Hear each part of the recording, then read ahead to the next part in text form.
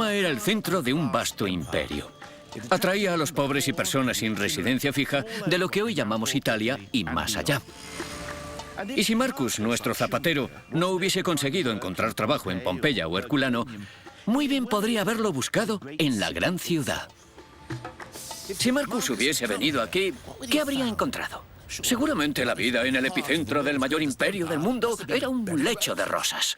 Roma conquistó toda la cuenca mediterránea. Entre el año 200 a.C. y su nacimiento, Roma pasa de ser la ciudad más grande de Italia a la capital del Mediterráneo. Y entre el año 0 y el 1 de nuestra era, toda la riqueza de la cuenca del Mediterráneo, desde España hasta Egipto, Siria o Grecia, fluye hasta la ciudad de Roma. Roma absorbió toda la riqueza del Mediterráneo. Esto creó enormes disparidades, no solo entre la riqueza de Roma y las avanzadillas del imperio, sino también dentro de la propia Roma.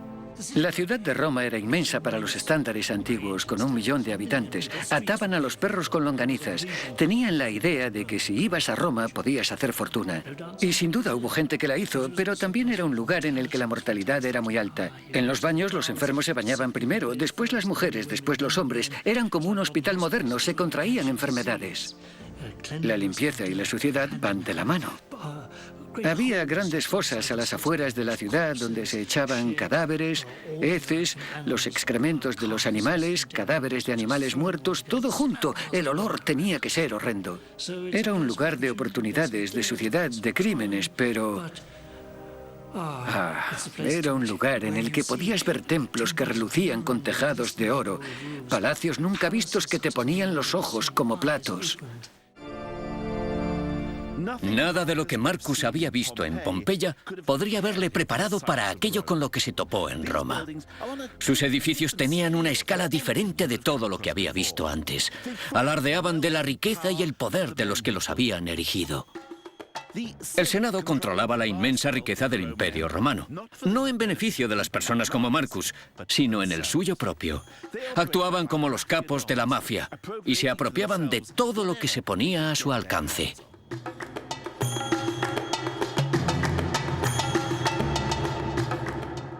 Era una sociedad sangrienta en la que los emperadores mataban a los aristócratas y a su vez los aristócratas se confabulaban para matarlos a ellos. Era una sociedad violenta en las altas instancias, muy voluble e impredecible. Y entre medias, el imperio es administrado por aristócratas que tienen que ir a gobernar Britania o Alemania. La Roma que habría sido familiar para Marcus persiste todavía en estos estrechos callejones, entre los talleres y pequeñas fábricas de artesanía que siguen existiendo hoy en día y que continúan trabajando como siempre han hecho. Pero, ¿qué habría pensado Marcus, un chico de pueblo, de la vida en la ciudad más importante de la tierra? Una de las mayores diferencias con la vida en Pompeya habría sido el lugar donde vivía. La mayoría de romanos vivían en grandes bloques de apartamentos de 5 o 6 pisos de altura. Detrás de mí tengo el único edificio de apartamentos de 5 plantas que se conserva de la época antigua. Esta es una auténtica calle romana y un bloque de casas romano. Ajá. Es más vasto que Herculano, ¿no? Sí, pero es a una escala completamente diferente. Ya. Si piensas en todas las tiendas y talleres de la Roma medieval, Porque ahora... este es su equivalente antiguo. Ahora vamos a entrar en un... Al entrar de la calle, te encontrabas con una sola habitación en la que desarrollaban su actividad, fuese cual fuese. Los clientes entraban de la calle y las habitaciones privadas estaban arriba. O sea que el personal que trabajaba en la tienda vivía ahí arriba. Sí. Decidimos examinar con detenimiento el alojamiento en el que Marcus habría vivido encima de su zapatería. Tendría que subir bastante, ¿verdad? Sí, claro. Tendría que subir mucho para llegar a su casa. No hemos hecho sino empezar. Estamos en el 4.º piso. Vale, esto me parece un pasillo. Porque es un pasillo. Creía que los habían inventado en el siglo XVII. No, los romanos ya lo conocían. Y es un pasillo que lleva a otros pasillos. Muy bien, Si sí. giramos aquí, Ya lo veo, sí. debemos imaginarnos que hay una puerta. Ya. Atravesamos un pórtico de madera. Vale, esa es la Así entrada al que piso. llamamos. Vale. Entramos y encontramos el pasillo de una vivienda, de un apartamento. Vale. Y tenemos aquí 1, 2, 3 puertas. Ah, sí, sí. ¿Ves los ventanucos de ahí arriba? No hay nadie dentro. No está mal. Es una habitación pequeña, estrecha, con ventana a Bueno, ese lado. verás. Vale, imaginemos que Marcus se queda con este cuarto del fondo. Bien, le hemos dado la peor habitación posible. Una vez conseguido su cuarto, Marcus la decoraría con un estilo sencillo como este. Aunque no creo que tuviese un sofá tan elegante. Demasiado nivel para Marcus. Y aunque hay evidencias arqueológicas de que los romanos conocían las sillas de mimbre como esa, no creo que Marcus hubiese podido permitírselo. Ni un aparador elegante para su menaje de oro. Y desde luego no habría tenido una silla donde sentarse. ¡Dios! Un cubo, un taburete y un colchón. Supongo que eso sería todo. Muchos de los edificios de apartamentos de la antigua Roma tampoco estaban a la altura.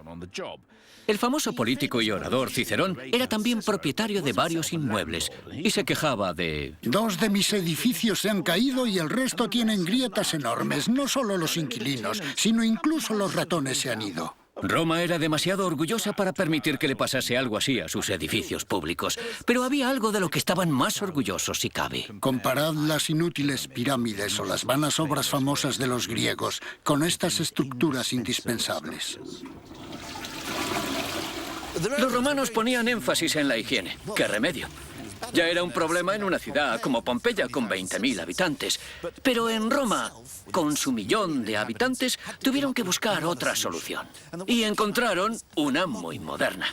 Crearon una red de alcantarillado subterráneo. Y este es el desagüe principal al Tíber, que sigue funcionando hoy en día. Se calcula que 1.000.000 de personas producen 70.000 kilos de heces al día. Eso equivale a mi peso cada 2 minutos. No es de extrañar que en algunas alcantarillas cupiesen un carro y un caballo. Incluso las ciudades pequeñas consideraban la higiene un elemento clave para una buena vida. Aquí, en Pompeya, hay pruebas de la existencia de aseos techados. Hay montones de canalizaciones como estas que desembocan en pozos negros o alcantarillas y que conectaban con el aseo de un piso superior.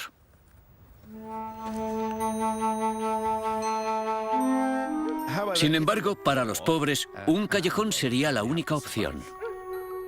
Aunque, curiosamente, había un grupo de artesanos que estaban encantados de que la gente hiciese pis en su tienda.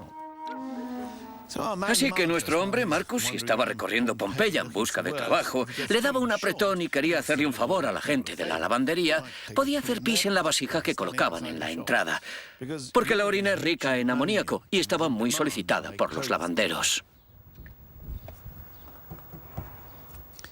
Está bien lo de hacerle un favor a alguien echando un pis. Pero, ¿y si la comida escaseaba? ¿O si simplemente Marcus no ganaba suficiente para comer? ¿Contaba la sociedad romana con algún mecanismo para ayudar a los más desfavorecidos?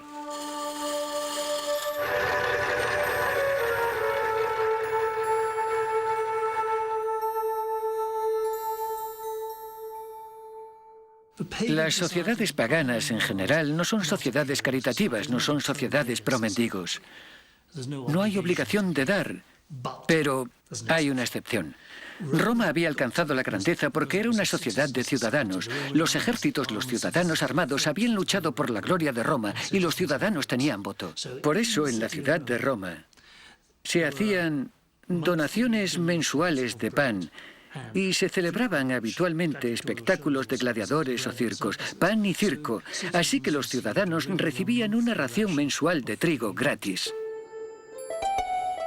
El pan y el circo mantenían anestesiados a los romanos menos privilegiados. Pero el mayor atractivo no eran los gladiadores, sino las carreras de caballos.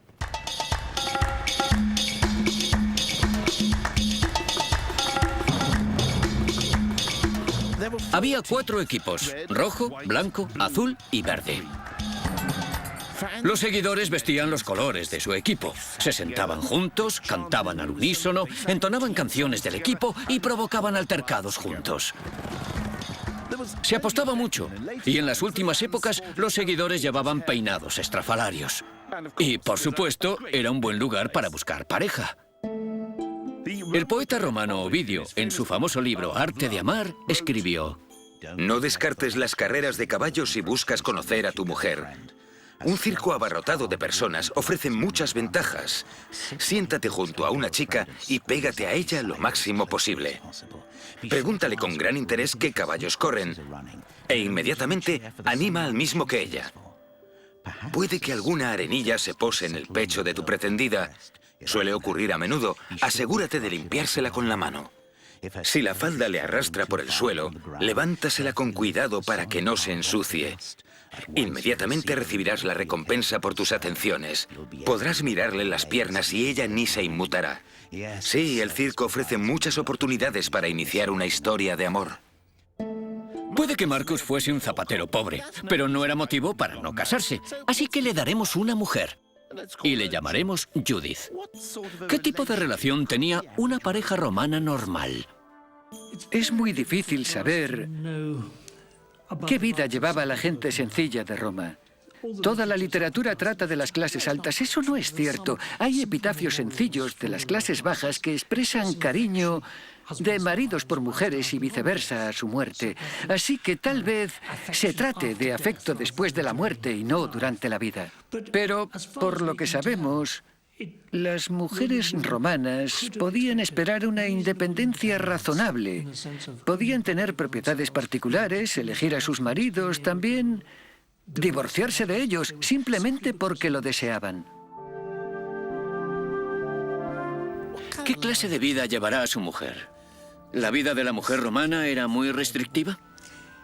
No era ni la mitad que la de las mujeres griegas.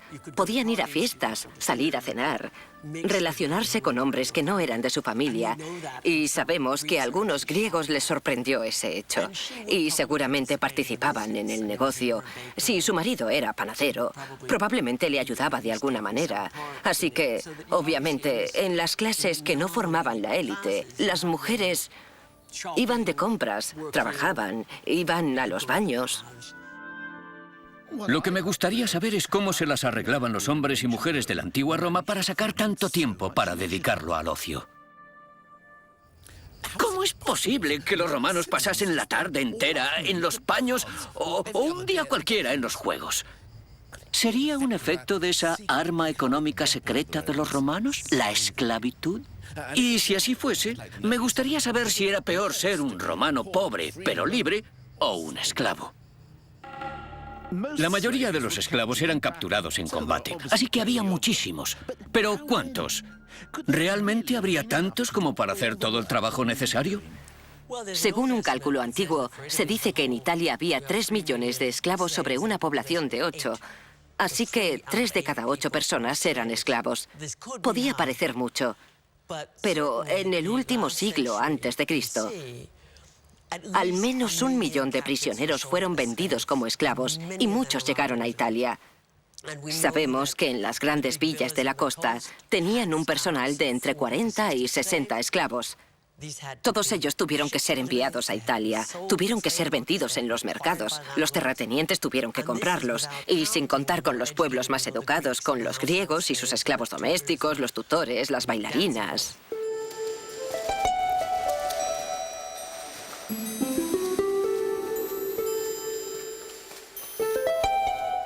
Uno de los lugares en los que podemos asegurar que había esclavos es aquí, en este horno. Aquí hacía muchísimo calor. Era un lugar muy desagradable. Era una cocina gigante con una enorme caldera de bronce. Y mantener ese fuego encendido y que nunca faltase la madera era un trabajo de mucho calor y sudor. Es un espacio muy pequeño, ¿verdad? Sí, eran unas condiciones de trabajo muy desagradables. Pero en eso consistía la esclavitud, en obligar a la gente a trabajar. Porque los esclavos no tenían un sindicato al que quejarse. No, para nada. Podías crucificarlos a todos si formaban un sindicato. O sea que los esclavos eran la clase más baja de las clases bajas en Roma. Creo que hay una gran diferencia entre un esclavo y un pobre. Incluso con un inmigrante ilegal, por ejemplo. Los inmigrantes ilegales en la Italia actual rondan la esclavitud. Pero hay una enorme diferencia porque pese a todo sienten cierta autoestima. Un esclavo antiguo no tenía autoestima, no le estaba permitido tenerla, no era nada. No tenía derechos humanos de ningún tipo.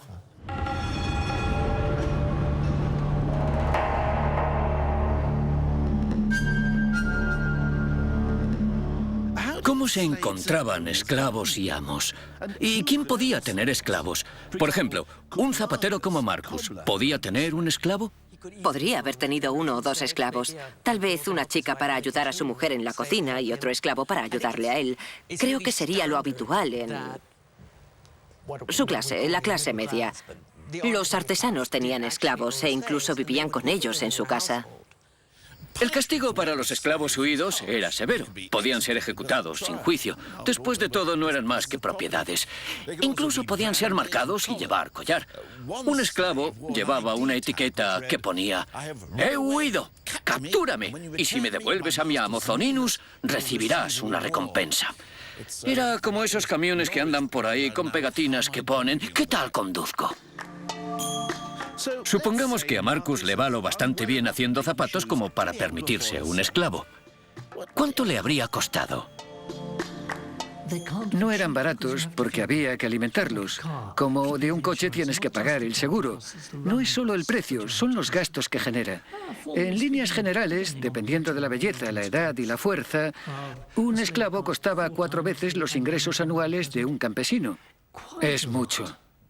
Son como 20.000 euros, 20.000 libras, algo parecido, pero es muy difícil dar una cifra actual.